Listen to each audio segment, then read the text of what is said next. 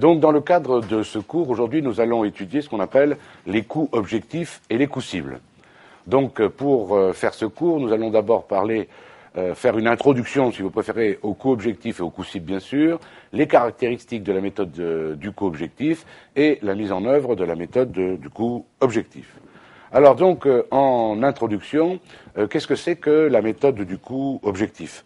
Eh bien, il faut bien que vous compreniez que cette méthode, en fait, donc la méthode du coût objectif, c'est une méthode de gestion prévisionnelle des coûts, mais ce qui est très important, méthode prévisionnelle de gestion des coûts, mais qui a été donc définie lors de la conception du produit. Et on le verra que ça pose un problème éventuel, c'est qu'une fois que le coût objectif a été défini, comme ça a été fait dès le départ, dès la conception, on ne peut plus revenir en arrière. D'accord? Donc c'est ça le principe. Maintenant, le coût cible, alors ça c'est plus facile à comprendre, lui aussi, le coût cible est défini dès le départ, bien entendu, lors de la définition du coût objectif. Donc il est défini aussi dès le début. Et le coût cible, si vous voulez, lui, on va le voir également, il est lié à un certain nombre de paramètres, de contraintes, dont la contrainte du marché, donc le prix de vente, et par les objectifs de marge, de profit qui ont été définis par l'entreprise. On est d'accord? Oui, tout ça, c'est fait en amont, au départ, dans les bureaux d'études, avec le travail du contrôleur de gestion. On est d'accord? Donc, les caractéristiques de la méthode du coût objectif, d'abord, la notion un petit peu plus détaillée du coût cible. Alors, c'est ce qu'on appelle aussi, vous l'avez peut-être entendu, en anglais, la méthode de target costing, puisque target c'est cible, on est d'accord, en anglais. Donc, un coût cible, c'est bien la définition en français. Et ça a été développé au départ au Japon dans l'automobile entre les années 70 et 80. Et en France, on l'appelle souvent, à la place de coût cible, on l'appelle assez souvent coût objectif. Coût objectif, coût cible, ça veut dire en gros la même chose. D'accord? Donc, ça a été d'abord développé au Japon, on vient de le voir. Et sur quoi repose cette méthode des coûts cibles? Eh bien, elle repose sur l'idée que le prix de vente du produit est fixé par le marché. D'accord? On va voir que ça s'oppose avec, on va dire, la méthode traditionnelle. Donc, le coût cible repose sur l'idée que le prix de vente est fixé par le marché, et donc le coût cible ne dépend pas, le prix ne dépend pas du coût. Est-ce que vous comprenez? C'est-à-dire c'est l'inverse des méthodes traditionnelles que nous avons vues jusque-là. C'est au contraire le coût du produit qui doit être adapté au prix du marché, bien entendu. Alors, quelles sont, du coup, les contraintes du coût cible? Le coût est limité par deux contraintes.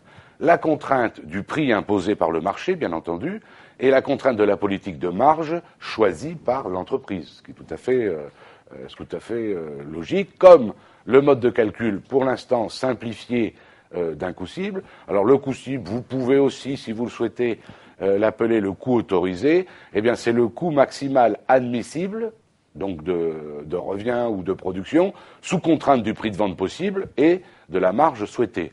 Voilà pourquoi on peut dire que le coût cible, c'est le prix de vente imposé par le marché, bien entendu, moins la marge définie par l'entreprise. On est d'accord? Donc, on peut faire un petit schéma, si vous voulez, notamment avec les deux premières colonnes. Quand vous avez un marché qui est dominé par le vendeur, donc ça veut dire en clair, présenté d'une façon différente, que vous êtes dans une situation de monopole ou de quasi-monopole. Qu'est-ce que vous faites pour déterminer le prix? Vous allez prendre le coût de production, enfin la production qui va engendrer un coût, vous rajoutez votre marge, ça fait un prix, et c'est le prix que vous proposez sur le marché. Ça, c'est ce qu'on a vu, le grand classique, avec toutes les méthodes dites traditionnelles, y compris avec les méthodes, par exemple, la méthode ABC, c'est ce qu'on fait. On fait la somme des coûts, et après, on rajoute la marge pour arriver au prix. Tandis que quand vous travaillez sur un coût cible ou sur un coût objectif, c'est l'inverse. Le marché, parce que vous êtes dans une situation concurrentielle plus ou moins exacerbée. Donc c'est le marché, en fait, qui fixe le prix, d'accord? Donc vous retirez la marge de ce prix imposé par le marché et vous obtenez le coût cible, bien entendu. C'est ça l'idée principale. On est d'accord? Alors, la définition, la méthode du coût objectif est une méthode de gestion, bien entendu, qui consiste à faire quoi? À adapter le coût complet prévisionnel des produits, des services, parce qu'on peut évidemment raisonner sur des services aussi, aux objectifs de prix et de profit de l'entreprise. Et donc, cette méthode de coût objectif utilise toutes les informations, bien entendu, fournies par la comptabilité de gestion, avec d'autres techniques comme, évidemment, l'étude des marchés, l'analyse de la valeur, la rationalisation des méthodes de production, etc., etc. Ce qu'il ne faut pas oublier, c'est que, vous voyez, la méthode de coût objectif n'est pas une méthode de calcul de coût traditionnelle. Vous voyez, la méthode de calcul de coût, les charges directes, appro, production, revient, direct, indirect, etc., etc. Là, puisqu'on parle du marché, vous voyez, on raisonne à l'envers. Donc on va bien vers le coût cible, bien entendu. Ce qui est très important, et ça pose un vrai problème dans le monde réel, c'est l'irréversibilité des coûts. Et oui, parce que le problème, comme j'ai insisté tout à l'heure, je vous ai dit que la méthode du coût objectif est appliquée au stade de la conception du produit. Donc, une fois, si vous voulez, que toutes les décisions concernant la nomenclature du produit, ses composants, l'organisation de sa production, l'organisation des approvisionnements, etc., etc., a été fixée, hop, on ne peut pas revenir en arrière. Autrement dit, une fois qu'on est tombé d'accord sur le coût cible, on lance la production et ça y est, c'est partir. Et il sera impossible, alors impossible, j'allais dire rien n'est impossible, mais il sera très très compliqué et donc très très coûteux, et donc le coût objectif n'aurait plus de sens, de revenir en arrière. Imaginez une entreprise de production automobile, si elle décide d'un modèle, d'accord, et imaginez que, alors donc ça veut dire bureau d'études, exactement ce type, hein, ils choisissent un créneau, tel type de véhicule, il faut que ce soit prix public 20 000 euros par exemple, moins leur marge 2 000 euros par exemple, le coût de production du véhicule c'est 18 000 euros, et donc du coup ils étudient tout pour que ça coûte 18 000 euros, est-ce que vous êtes d'accord? Tout est fait, etc. On dit on y va, on construit une usine, ou on adapte une usine, la chaîne, pour que ça puisse produire ce type de véhicule, c'est lancé sur le marché. Alors après, indépendamment de ça, qu'il y ait de la com, du marketing, tout ce que vous voulez, le problème c'est que la production, elle, on ne va pas la changer. Est-ce que vous comprenez ce que je veux dire? Et pour revenir en arrière, après, vous imaginez que c'est quasi impossible.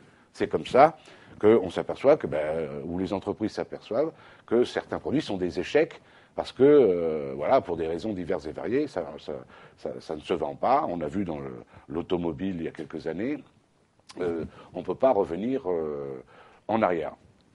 On peut améliorer un certain nombre de choses si vraiment il y a des choses qui sont améliorables sans remettre en cause tout, mais si c'est un problème qui remet en cause la chaîne de production, c'est foutu, on ne peut pas revenir en arrière. D'accord? Donc ça, c'est très important. Maintenant, le problème du coût estimé. Et vous allez comprendre rapidement en quoi consiste tout ce travail de coût objectif et de coût cible. C'est que, bon, on va vous faire travailler sur un coût cible, hein, première question, calculer le coût cible. Deuxième question, calculer le coût estimé. Et troisième question, vous comprenez bien que dans le monde réel, le coût estimé est souvent supérieur au coût cible. Le coût cible, c'est ce vers quoi je dois aller. Et le coût estimé, vous allez comprendre, c'est le coût c'est une prévision, voilà, de ce que serait le coût complet sur la base de ce qui existe à la seconde où on travaille. Est-ce que vous comprenez ce que je veux dire? D'accord? Et bien entendu, dans le monde réel, souvent, ce coût estimé est supérieur au coût cible, dans un premier temps. D'accord? Et tout le travail consiste ensuite à faire quoi? Tout le travail consiste à essayer de ramener le coût estimé, quand il est, c'est tout le temps le cas, supérieur au coût cible, vers le coût cible, bien entendu. D'accord? Donc ça, c'est également très important. Donc la résorption, bien entendu, de l'écart entre le coût estimé et le coût cible. Comme je venais de vous dire, le coût estimé est généralement supérieur au coût cible, d'accord.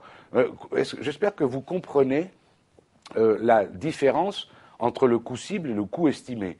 Le coût cible, on recommence encore une fois, on fait simple, c'est le prix de vente moins le prix de vente imposé par le marché moins la marge que décide de prendre l'entreprise. La différence, c'est quel est le coût que l'on doit obtenir. Ok, très bien. Mais maintenant, il y a quelqu'un d'autre à côté qui, pendant ce temps-là, qu'est-ce qu'il fait? Il dit, donnez-moi votre cahier des charges et regardons combien ça va coûter de faire ce que vous souhaitez faire. Vous êtes d'accord? On est dans le coût estimé. Dans le monde réel, c'est tout le temps, à ce stade-là, supérieur au coût cible, bien entendu. Et donc, qu'est-ce qu'il faut faire? Il faut essayer de trouver des moyens de diminuer le coût estimé pour le ramener vers le coût cible. Donc, comment on fait? Alors, soit on modifie des caractéristiques, alors bien sûr, on modifie des caractéristiques du produit auquel on avait pensé à l'origine, bien sûr, attention, sans modifier, sans altérer la valeur perçue par le client, bien entendu. Hein, c'est le but du jeu. Parce que si vous modifiez complètement le produit d'origine, évidemment, on peut y arriver, bien sûr, à diminuer le coût estimé, mais à ce moment-là, c'est un autre dossier puisque vous changez de produit. Excusez-moi. Là, on reste sur le produit.